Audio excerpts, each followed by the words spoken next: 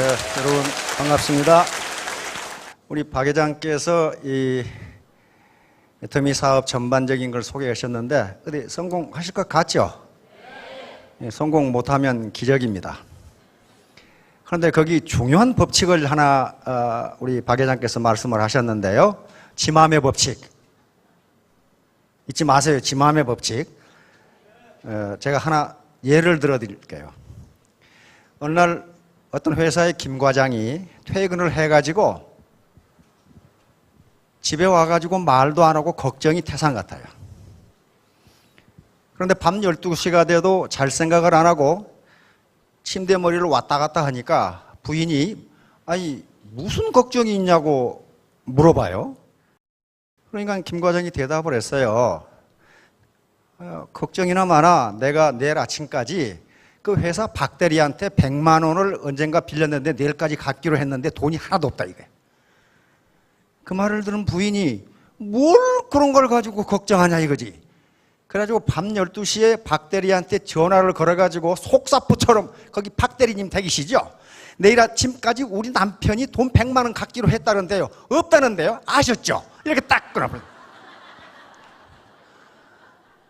남편한테 하는 얘기가 이제 걱정은 저쪽에서 할 테니까 당신은 걱정 말고 잘하 이거야. 없다는데 어떡할 거냐 이거야. 없다는데. 그게 지맘의 법칙이에요. 미국의 GE라고 하는 제너럴 일렉트릭 있죠? 그 회사의 회장이 잭 웰치라는 회장이 GE를 다시 초인류 기업으로 끌어올렸습니다. 원래 GE는 초인류 기업이었는데 회사가 커지고 세계 최고가 되니까 교만해졌어요.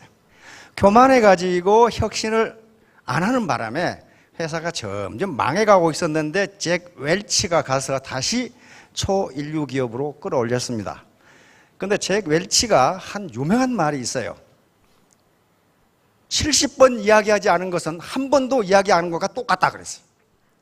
그러니까 리크루팅 대상이 되는 고객에게 2번 얘기하고 아이고 안 한대 그러지 마시고 한 70번 얘기해버리면 질려가지고 와요. 질려가지고 와요. 그러면 성공하는 데 있어서 가장 중요한 요소가 무엇인가 하는 거예요. 성공하는 데서 가장 중요한 요소가 무슨 지식도 아니고 경험도 아니고 학력도 아니고 나이도 아니고 성별도 아니고 그것은 태도입니다. 태도. 내가 지금 어떤 태도를 가지고 있느냐 하는 태도예요. 태도가 모든 걸 결정합니다. 즉 다시 말하면 나는 지금 테크닉을 모르는데 테크닉도 이 태도가 올바로 돼 있으면 자기가 개발할 수가 있어요. 간절함, 이 태도예요. 애티튜드입니다. 애티튜드. 간절함. 그래서 제가 이 애터미의 경제연구소장으로 와서 한 150번 이상 강의를 했는데 제목도 다르고 내용도 다릅니다. 그러나 하나 지향하는 바는 태도예요. 내 태도가 어떻느냐에 따라서 성공하기도 하고 실패하기도. 이건 애터미 사업뿐만 그러는 게 아닙니다. 모든 대학을 가든 무슨 사업을 하든 자기가 무슨 전문적 기술을 개발하건 내가 반드시 요 기술 개발에 성공해야 되겠다고 하는 태도가 아니면요 절대로 안 돼요. 그거 안 되게 돼 있어요. 애터미 사업을 하면서 태도 중에 한 가지 가져야 할 태도가 반드시 있는데 그게 기회비용이에요. 먹이도 별로 없고 험한 산에서 사는 산나기가 자기 신세 타령을 했습니다. 아이고 참 먹을 것도 없고 비가 오면 비 맞아야 되고 눈 오면 눈 맞아야 되고 잠잘 것도 내가 만들어야 되고 그러다가 어느 날 이 산나기 이솝 우화에 있는 얘기입니다. 산나기가 사람들이 사는 마을로 내려갔더니 마침 집나기가 있어. 그런데 주인이 맛있는 풀을 갖다 주고 잠자리도 좋게 만들어주고 집도 있어가지고 먹이 걱정 없어, 잠자리 걱정 없어, 비 맞을 걱정 없어, 눈 맞을 걱정 없어. 그래가지고 신세 한탄을 했어요. 아이고 나는 신세가 왜 이 모양 이 꼴이냐 말이야. 그래가지고 나도 마을로 가서 이제 저 주인한테 나를 집나기로 삼아달라고 이야기를 해야 되겠다 하고 가는데 언덕에서 어떤 나귀가 수레에다 엄청난 짐을 싣고 뻘뻘 땀을 흘리면서 올라와. 자기가 전번에 만났던 그 집나기야. 그래가지고 산나기가 집나기한테 야 너 왜 그러냐 하고 서로 인사를 하려고 그러니까 집 나이가 멈추니까 주인이 몽둥이로 사정없이 두들겨 패. 빨리 가자고. 요 그림이에요, 이거. 요거. 그러니까 산나기가 깜짝 놀래가지고, 아이고, 내가 좀 못 먹고 살더라도 자유롭게 살아야지. 이런 식으로 살아가지고 이게 나귀 신세가 이게 말이 아니다. 이게 기회비용이에요. 잘 먹고 잘 살려면 뭔가를 포기해야 되고, 그렇죠? 뭔가를 포기하면 자유라는 걸 또 얻을 수 있어요. 서로 공짜로 얻어지는 것은 없다예요. 절대로 뭔가를 포기해야지. 잘 먹고 좋은 데서 자고 주인이 좋은 먹이 갖다 주고 그리고 자유롭게 살 수 있는 방법은 없다예요. 없다. 주인이 미쳤다고 잘 먹여주겠어요? 부려먹으려고 그러지. 그렇죠? 양반집 아들 까면서 양반집에 모습이 있었는데 계속 불평해. 아휴, 저 아들은 시원한 대청에 앉아서 좋은 옷 입고 날마다 글 공부하는데 나는 이게 뭐야 이게. 맨날 떼약 뺏어서 일하고 땀 뻘뻘 흘리고 이렇게 불평을 하고 돌아다니니까 그 양반집 아들이 모습에게 제안을 했어요. 그래, 그런가? 그럼 우리 우리 한번 바꿔서 해보자. 그러니까 모습이 뛸 듯이 기뻐하면서 대청마루에 촥 한여름에 버선 신고 가부좌 틀고 의관 정제하고 앉아서 1시간 앉아있으니까 다리가 저려오기 시작하는데 이거 뭐 견딜 수가 없어요. 이게 반나절도 못 버티고 튀어나가버렸다는 얘기가 있어요. 우리 우화에 있습니다. 다시 말하면 남이 하면 쉽게 보이지만 그 사람은 그걸 하기 위해서 뭔가를 포기하지 않으면 안 된다는 거예요. 이게 기회병이에요. 기회병. 자유가 없어요. 술집은 공짜 점심. 요놈이 요걸 공짜로 먹을 수 있나요? 없어요. 1920년대 미국의 골드러시가 일어났을 때 뉴올리언스라고 하는 맨 밑에 주가 있죠. 그 도시가 있죠. 여기서 있었던 일입니다. 어느 술집에서 점심 공짜 이렇게 적어놔요. 점심 공짜. 거기 이제 금강에서 일하는 노동자들이 많으니까 점심 공짜. 단 술을 한 잔 먹어야 한 잔만 먹으면 돼. 딱 이랬어요. 그러니까 금강에 일하는 노동자들이 아니 점심을 공짜로 줘? 해가지고 구름같이 몰려들어. 근데 노동자들이 술을 한 잔 딱 마시고 밥 먹나요?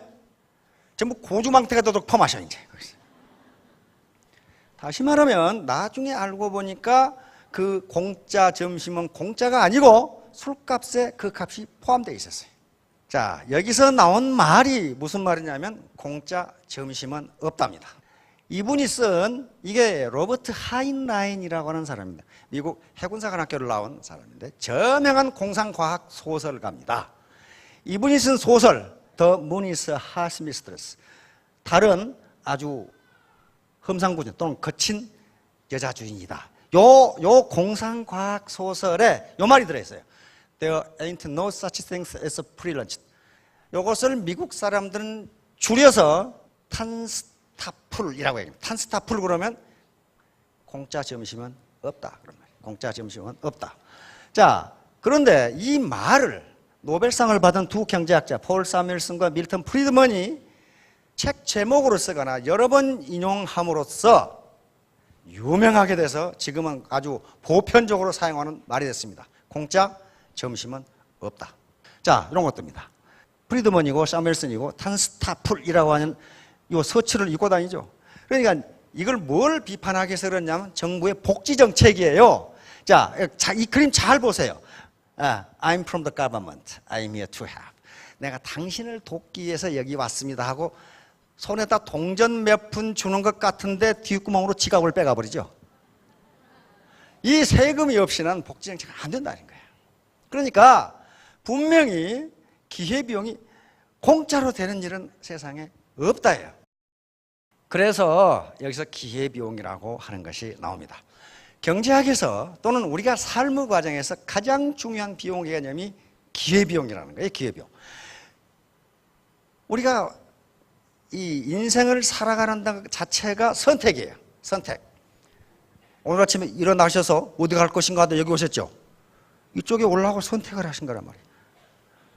오늘 계모임도 가야 되고 어디 고모 생일에도 가야 되고 여고 동창회도 가야 되고 그렇게 가야 되는데 이쪽으로 오시기로 선택했다면 공짜로 오신 게 아니라 그 말이에요. 뭘 포기했어요?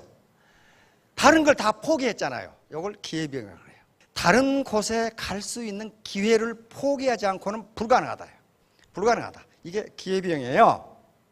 그러니까 어느 한 가지 일을 하려고 하면 반드시 다른 것을 포기해야 된다는 거예요. 그러지 않고 두 개를 동시에 할 수 있는 방법은 없다. 현재 우리 인간에게는 그래요. 신은 그렇게 할 수 있는데 인간은 그렇게 합니다. 인간에게는 시간이 종적으로만 흐르기 때문에 그렇단 말이에요. 종적으로만 이렇게 흐르기 때문에 한 시점에서 한 가지 일밖에 못해요. 만약에 시간이 횡적으로 이렇게 흐른다면은 동시에 여러 가지를 할 수 있겠지만 그렇게 되질 않아요. 그러니까 기회비용은 반드시 무언가를 얻으려 하면은 무언가를 포기해야 한다. 이쪽으로 할 건지 이쪽으로 할 건지 이렇게 선택을 해야 되는데 오늘 애터미 원데이 세미나에 오실 것인지 안 그러면 누구를 만나러 갈 것인지 안 그러면 미장원에 갈 것인지 하나를 선택하면 이 두 개는 포기해야 됩니다. 이게 기회비용이에요. 이거 마찬가지죠. 하나를 선택하면 다른 걸 포기해야 돼요. 나귀처럼 주인이 갖다 준 풀도 먹고 푹신하게 잠도 자고 누나 비도 피할 수 있는 집이 있고 이 경우에는 자유를 포기하지 않으면 그게 얻기가 어렵다. 못 얻는다. 주인이 무엇 때문에 그 나귀를 그렇게 하겠어요? 부려먹으려고 그러거든. 그 자유를 포기해야 돼요. 그 다음에 산나귀 입장에서 자유를 얻으려면은 좋은 음식, 좋은 잠자리, 비와 눈을 피할 수 있는 집, 이걸 포기해야 돼요. 포기하지 않고는 자유를 못 얻어요. 두 개 다 가질 수 있는 방법이 없다는 거예요. 없어요. 그러니까 기회비용이라고 하는 것은 어떤 자원, 여기 자원은 꼭 우리가 눈으로 보는 물질적 자원뿐만 아니고 우리 인간의 시간, 우리 인간의 감정, 우리 인간의 생명 이런 것들입니다. 이런 것들이 희소하기 때문에 희소하다는 것은 양이 절대적으로 작다 그 말이 아니고 인간이 원하는 인간의 욕망에 비해서 작다 그런 거예요. 그러니까 반드시 선택을 해야 돼. 예를 들면 하루살이의 입장에서는 인간의 수명이 80년이라면 무한대예요. 무한대라고요. 하루살이 입장에서는 하루 3시간인가 하루가 산다는데 그런 입장에서 보면 80년을 산다면 이거 무한대죠. 그러나 인간에게 있어서 80년이라는 시간이 작은 것은 아닌데 절대적으로 작은 것은 아닌데 그게 인간의 욕망에 비해서 희소하다.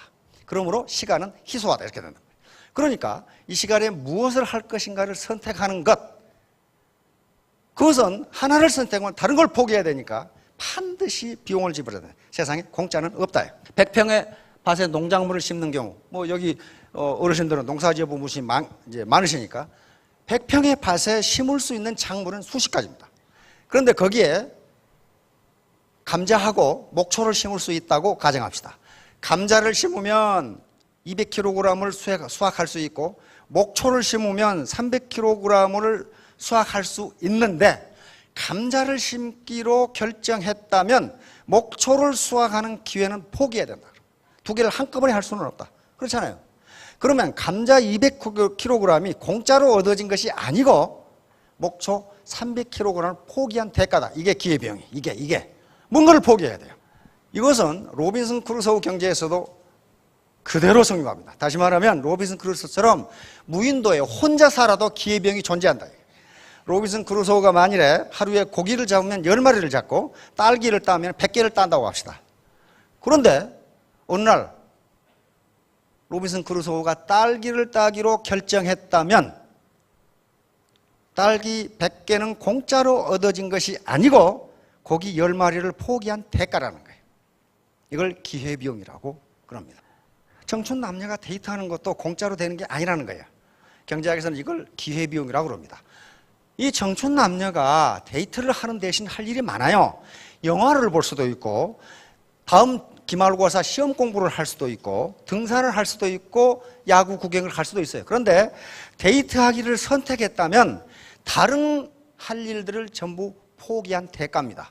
그래서 데이트 비용은 데이트를 함으로써 잃어버리는 이 시험 점수, 이게 비용이에요. 그걸 기회비용이라고 그래요. 그러니까 세상에 공짜는 없다요. 이런 예비군 훈련도 공짜가 아니에요. 저희들이 외모를 단정하게 가꾸어라. 또 반드시 고객을 만날 때는 가능하면 단정한 복장으로 이렇게 만나라 하는 게 형식이 내용을 규제하는 경우가 많습니다. 형식이 내용을 결정해요. 컵에다가 물을 부으면 컵의 모양대로 그 내용물이 바뀌어요. 바뀝니다. 가장 전형적으로 나타나는 게 예비군 훈련이에요.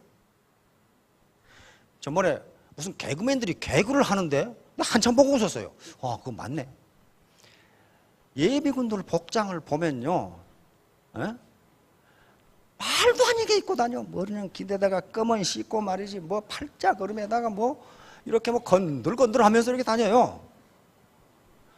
그런데 그 개그에서 4명의 이 예비군 복장을 입은 사나이들이 고스톱을 치기 시작했어요. 100원 내기 고스톱. 그래서 100원 내기 고스톱.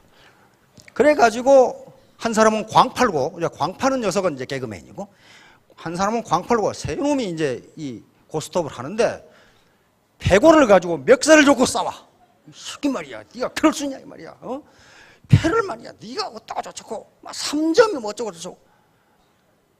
그러고 나서 예비군 훈련이 딱 끝났어. 끝나고 나서 그 멱살을 잡고 싸웠던 세 사나이가 이 광을 판 사나이에게 명함을 내미면서 저 일이 있으면 저를 찾아오세요. 한 분은 목사님, 한 분은 의사, 한 분은 변호사. 변호사, 목사, 의사도 예비군복을 입혀놓으니까 난장판이더라. 난장판. 100원 가지고 싸우고 멱살 잡고 말이야. 이놈의 새끼 말이야. 그런데 갈 때쯤 되니까 점잖해지는 거야. 저 우리 교회에 나오십시오. 혹시 법률 문제가 있으면. 형식이 내용을 규제하는 경우가 많습니다. 그래서 고객을 만나실 때는요, 반드시 단정하게 입으면 자기 마음이 단정해져요. 저희들은 아주 그 경험을 많이 합니다. 전 장교였으니까 사복을 입으면 행동이 엉망진창이 돼요. 가서 전봇대 오줌도 싸고 뭐 필수를 다 해. 뭐 그냥 길 빨간불에 건너가기도 하고 사복을 입으면. 근데 장교복을 입고는 그렇게 못해. 절대로 못해요. 육군 대령 계급장 달고 전봇대 오줌 싸고 있다. 그럼 어떻게 되겠어요, 그게?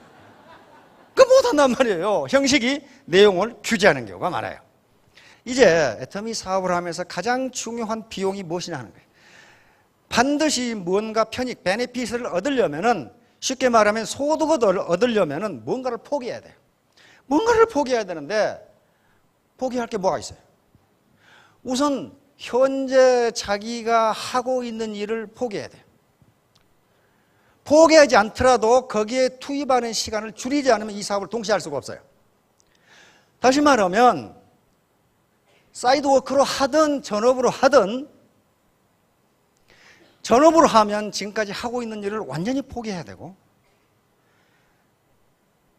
더블 잡으로 하면 어떻게 됩니까? 거기에 투입하는 시간을 이쪽으로 옮기지 않으면 하루 24시간 이상 시간이 안 되기 때문에 안 돼요. 그러므로 자기가 현재 하고 있는데 투입하는 시간을 줄여야 돼. 이게 기회비용이에요. 기회비용이에요. 그 다음에 만약에 전업으로 한다면은 자기가 지금까지 벌고 있는 소득을 포기해야 돼요. 지금 한 달에 200만 원을 미정원해서 벌고 있다. 그걸 포기해야만 이게 와요. 이쪽으로 와요. 그러면 기회비용이 200만 원이 되는 거예요. 그래서 애터미 사업에서 200만 원 이상 벌지 못하면 그 사람은 손해예요. 비용보다 소득이 작잖아요. 자, 그런데 그와 같이 명시적으로 계산할 수 있는, 화폐적으로 계산할 수 있는 것 말고 더욱더 큰 자원이 뭐냐 하면은 이런 것들이에요. 자존심, 체면, 위신, 이런 것들이란 말이에요. 분노. 요걸 코스트로 지불하지 않으면 소득은 생기지 않는다. 어떻게 공짜로 소득이 생겼어요? 공짜로 절대로 소득은 생기지 않는다. 분명히 제가 여러분들에게 말씀드리는데 요건 상류사회로 올라갈 수 있는 하나의 사다리가 될 수 있습니다. 사다리가 될 수 있는데 사다리를 올라가는 수고는 자기가 해야 된다. 아무도 끌어올려주지 않는다는 거예요. 그 올라가면서 소비하는 에너지, 이게 기회비용이 된다. opportunity cost가 된다. 그걸 포기하지 않으면 결코 소득은 생기지 않는답니다. 에너지 보존 법칙인데 똑같아요. 애터미 사업에 투입한 에너지는 보존된다. 다시 말하면 헛것이 아니다예요. 헛것이 아니다. 근데 언제 효과가 나타나느냐? 임계점을 넘으면 효과가 나타납니다. 99도까지 안 끓다가 1도를 올라가면 끓듯이 계속 노력을 투입했는데 소득이 안 생긴다? 아직 투입량이 적기 때문에 그렇다. 자, 기브 앤 테이크. 매우 형이상학적이고 철학적인 것 같은 인간관계도요, 주고받는 관계로 이루어져 있습니다. 기브 앤 테이크 관계로 이루어졌어요. 아무리 사랑한 남녀 사이라도 커피 한 잔도 안 사주면서 맨날 맨입으로 사랑한다고 하면 그거 의심해요. 이 자식이 정말 사랑하기는 하는 거야, 이거. 반드시 주고받는 관계가 있어야 돼요. 왜냐하면요, 여기 다 계시니까 알겠지만 사랑하는 사이에서는요, 줘도 아깝지가 않아요. 그런데 이 자식이 커피 한 잔도 안 사준다. 그 말은 요놈이 커피 사는 게 아깝다는 얘기예요. 그 말은 사랑하지 않는다는 얘기예요.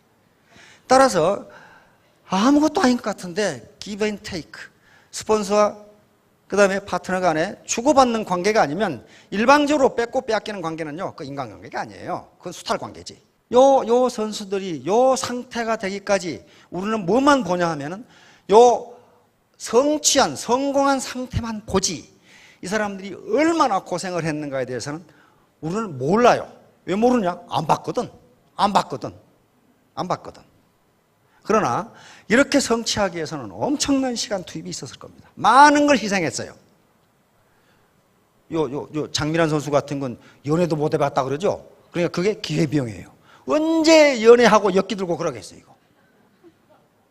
뭔가를 포기하지 않으면 올림픽 금메달이 안 된다는 거예요. 자, 결론입니다. 2판 4판. 누가 포기해야 되겠어, 이거? 둘 중에 한 놈 포기한 놈 죽어, 이제. 2판 4판. 원래 2판 4판은요, 불교 용어입니다. 고려의 지배 이데올로기가 불교였습니다. 그래서 태조 이성계에 의해서 역성혁명이 일어나면서 고려 왕조는 왕실이 왕씨였죠. 조선왕조는 이씨입니다. 그래서 이걸 역성혁명이라고 부릅니다. 성을 바꾼 혁명이에요. 지배자를 바꿨어요. 그러면 고려의 지배 이데올로기가 불교이기 때문에 조선왕조는 고려를 누르고 새 왕조를 만들려면은 불교 이데올로기 가지고는 지배가 되지 않습니다. 그래서 새로운 지배 이데올로기를 가져와야 돼요. 그게 성리학입니다. 주자학이에요. 성리학 중에서도 주자학을 가져왔어요. 그러면 어떻게 해야 되겠습니까? 불교를 탄압해야 되죠. 불교를 탄압하니까 그 많은 사찰과 스님들이 갈 곳이 없어요. 방법이 없어요. 그리고 조선왕조에서는 승려가 최하층 계급이었어요. 그래서 도성 출입이 금지되어 있었고, 성을 쌓으면 그 성을 쌓는 노역이라든가 성의 경계를 스님들이 했어요. 왜? 최하층민이거든. 그런데 불교의 스님들은 어떻게 해서든지 절이 폐사가 되지 않고 유지해야 되겠다고 하는 신념을 가지고 있어요. 그러니까 어떻게 했느냐? 2판승과 4판승으로 갈랐습니다. 4판승은 일을 하는 스님들이, 일. 종이 있죠. 조선왕조에서 선비들이 붓글씨 쓰면서 쓰던 종이의 대부분은 스님들이 만들었어요. 절에서 만들었단 말이에요. 왜? 절에 경비를 해야 될 거 아니에요. 그런 걸 만들면서 이 수공예 제품을 만들면서 수입을 얻어서 사찰을 유지했어요. 그러면 일만 해가지고 불교가 유지됩니까? 안 되죠. 교리를 이어야 돼. 공부하는 성이 있어야 돼요.